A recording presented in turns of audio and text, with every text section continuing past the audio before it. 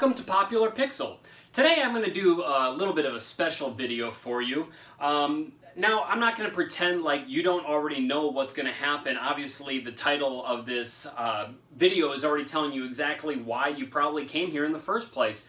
But I've never done an unboxing video, and particularly I don't usually even enjoy watching them, except from time to time there are those occasions that I do enjoy actually watching it, depending on the topic. Now this is something that I've been waiting around since November, I believe it was, of last year with the Kickstarter that I went ahead and did with the Replicades.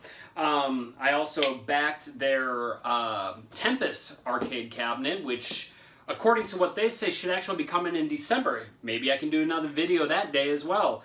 But anyways, this just came in the mail today. I know some people out there have already received their copies of this game, but I, for one, am just super excited. For one, because I finally got it. For two, it came a day earlier than I was expecting it. So I'm going to go ahead and open it. Now, from what I understand, they did change the packaging a little bit here, well, the shipping packaging, that is, to make sure that it would be protected while it was in transit.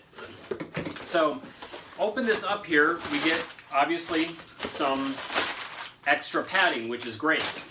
Inside of this box is yet another box. This is the one that they were originally going to ship the package in, and I'm glad that they added that extra packaging just because I really want to keep this as good a condition as possible here anyways. And I'm trying to be as careful as I can so that I don't scratch anything. But one of the nice things that they did with this is, just in case someone does go and open it with a knife, they have another piece of cardboard just to make sure that it doesn't get damaged.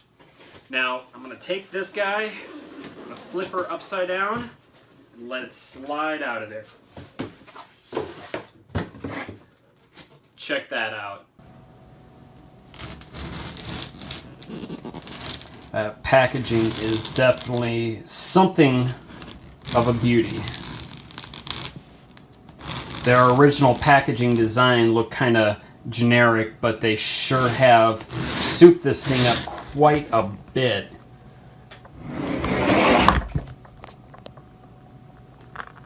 Saves your highest scores, official arcade room, or arcade ROM, I read that wrong. Of course, that makes more sense. Real wood cabinet, and it talks about some of the features here as well. I'm not going to go over too many of the features and that sort of thing, but check that out. They even show their other arcade games that have already been announced and are in production. Of course, that one is very hard to see there, that black one right there in the center of the screen. That one's Street Fighter 2, if you didn't already know. Alright, let's switch back to the other camera. Alright, well, I'm going to try to carefully get this open here.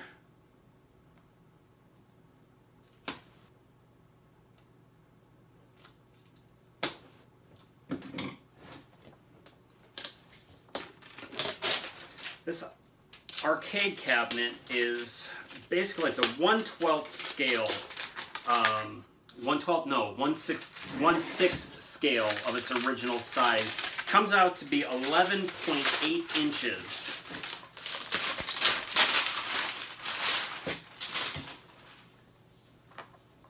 Alright, it looks like we just slide it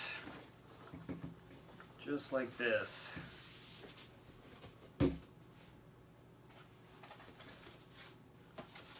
Some foam to protect it.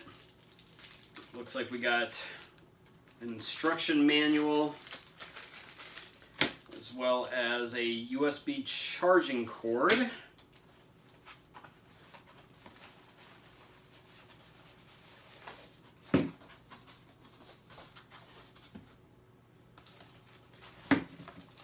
Along with the backer, they sent this pretty sweet keychain. I'm going to bring this closer. There we go. This neat little keychain here which lights up when you hit the button. It actually has a very nice heft to it. They kind of went all out on this thing rather than trying to make it just a cheap plastic keychain or whatever. Sorry, pulling that sticky stuff off. So yeah, it's got the Atari logo on it. It looks pretty authentic from what it would look like in the arcade. Of course, the other one, the Tempest game, when that comes out, that too, if you were a backer, from what I understand, will also be coming with another one, but of course it's going to be a different style. But here we go. We're going to take a quick look at that cabinet right there. Alright, well, I tried to let it charge for about a half an hour and it wasn't holding much of a charge at all, so I'm assuming this thing takes a while for it to charge. So just for the sake of the video, I figure I'll go ahead and just plug it in and go ahead and turn it on here. Holding down the power button for about 5 seconds will make it boot up, go through its little boot sequence here. While it's kind of doing that and showing you the different logos, I thought I'd also pull this out. One of the other backer surprises, I guess, or prizes, whatever you want to call them, that came with it was a bunch of these Replicade coins that are approximately the size of a quarter if, of course, arcade machines were really this small. Came with 4 of these little things here. One side has an R, the other side just says 25 cents. They're pretty cool. But now that you can see this going, I'm going to play with the volume rocker here.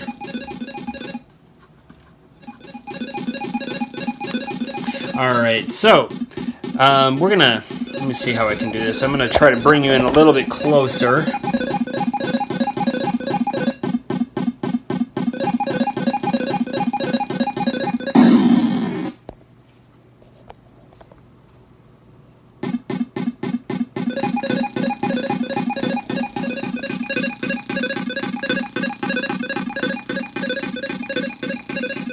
Really is kind of neat.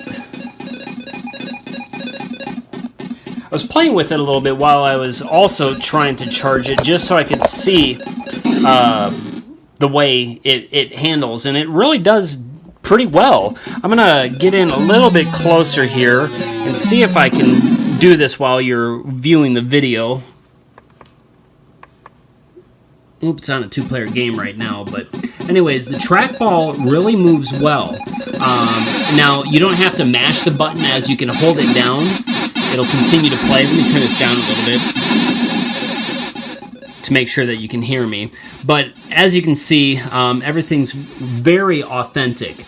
I was able to get through about 5 stages. Now, it's been a long time since I've actually played a real arcade Centipede game, so I couldn't even tell you if I remember how well I did or how bad I did in that case. I mean, for what it is, for how small it is, it operates very well. That was stupid. I just tried moving out of the way, didn't quite get it. But the trackball actually has a little bit of a heft to it. It's kind of neat. If you press the coin button down here, coin number 2, it'll pull up a screen where you can actually make some changes to the system. So I can make it brighter or darker. I can change, turn off the marquee light. And then, of course, the trackball sensitivity. I played with that a little bit, put it to low, but I definitely don't suggest low. I didn't even try it on high, as medium, I feel, was a little bit too much, but after playing it on low, I see it's just right. So, obviously, that works just fine there. Let me get out of here. And goes right back into the game again. So right now, I don't believe there's any credits. Oh, actually, I've got 8 credits in there at the moment, so I can go straight into the game yet again.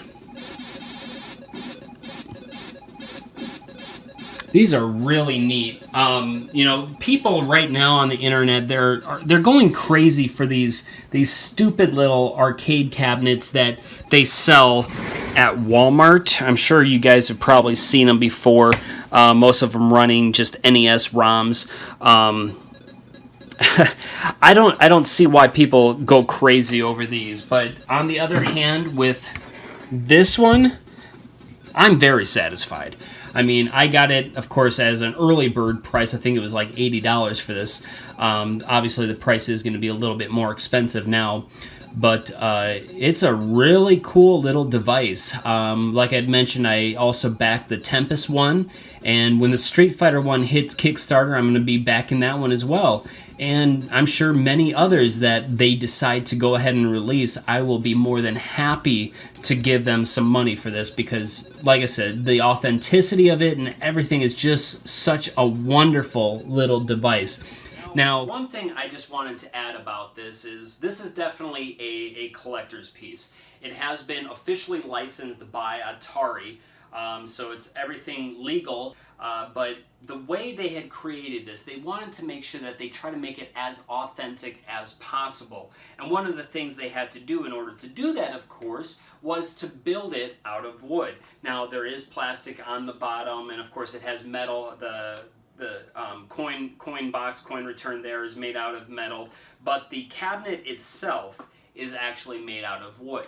Now, I bring this up because this is not the type of item that is going to be probably good for a kid. It's going to be good for collectors, for something that could sit on a shelf somewhere. It's not something you're going to want to transport to different places. Maybe you're going off somewhere and you want to take it with you so you can play a game of Centipede. Obviously, I don't suggest that because of its fragility. Now, it is built well, but because of the type of material, it probably is going to break fairly easy if it does fall. I mean, I'm sure it doesn't have a very high impact rating on it or anything, but it's definitely a nice little piece, especially if you're some kind of arcade fanatic, or maybe you had an arcade that you used to play these at when you were little and you always wanted to own your own, but because you don't have the room in your apartment or your house for it, that you haven't went ahead and purchased any arcade cabinets.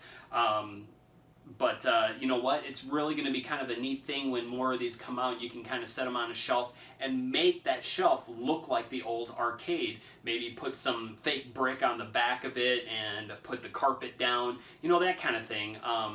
It's just kind of I guess, a dorky thing that I've been thinking about. But anyways, these are really neat. It's worth checking out. I know that they are going to be selling them at places like Best Buy. But for right now, they are available on the Replicade website, or the New Wave website. I'll put a link below in the video description, so that way if you guys are interested, you can pick it up. I believe they have it for 10% off retail cost right now. So probably is the best time to get it is right now. They do have a limited supply of them, as they've only done so many on the run to to send it to the backers, but also for those who are wanting to still pick it up. And I'm sure they will be making more later on. But anyways, for all you gamers out there, why don't you go ahead and check it out. Check out the guys' Replicade website. And, you know, until next time, gamers, keep on gaming.